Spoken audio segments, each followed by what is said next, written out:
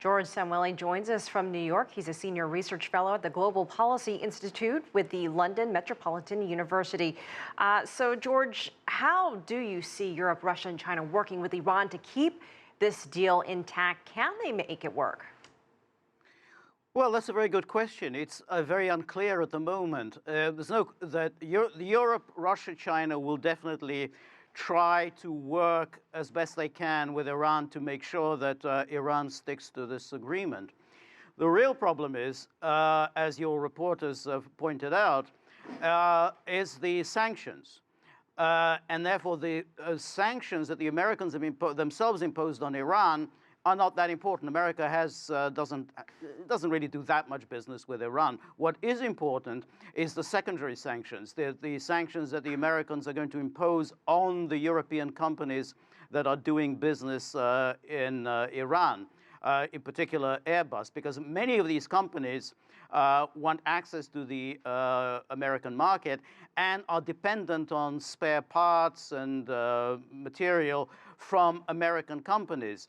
And so if they suddenly find themselves penalized by the United States, they may well decide that it's not really worth their time to continue doing business in Iran if they're suffering much graver consequences by being denied access to American goods. Well, George, do you actually see the United States sanctioning European countries? And if so, what would that do to relations, not just on the Iran issue, but other global issues where we've seen the United States pull away?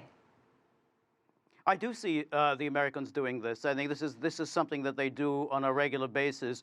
They're trying to do this now in the case of Russian sanctions, trying to force the Germans to back away from the Nord Stream 2 natural gas project. What it will do to the world relations, well, that's up in the air. I hope that it will lead to a real reevaluation of this transatlantic relationship, because it is high time that the Europeans realize that it's very much not in their interest to stick to this alliance with the United States when the United States clearly doesn't have their interests at heart. You know, Iran is saying that the United States didn't just drop out of the deal. Iran is saying that Trump is breaking the law. So does Iran and perhaps others have any recourse to force the United States to stay in it? No, there's no way that they can force the United States to do anything. They can talk very reasonably that Iran has stuck to the agreement, has not violated the agreement. No evidence has been presented by the IAEA. No evidence has been presented by the United States. No evidence has even been presented by Israel that Iran is in any way in violation of the JCPOA.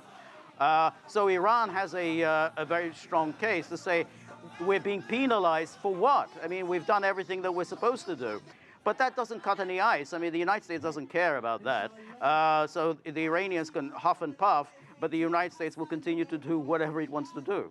For now, Iran is saying that it will continue to work with the other members of the deal and will stay in as long as there are guarantees. What are those guarantees? Well, I think that they will stick with the agreement as long as the European companies continue to do business with Iran. As long, for instance, the Airbus. I mean, I think they would like that Airbus project to go through.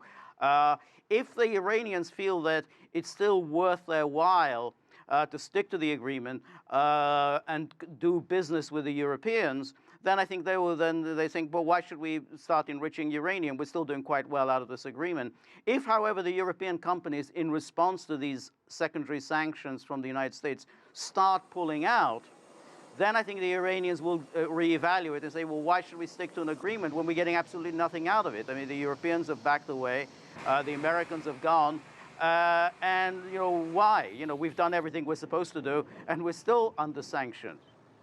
All right, George Szamuely, we appreciate you joining us from New York. Thank you.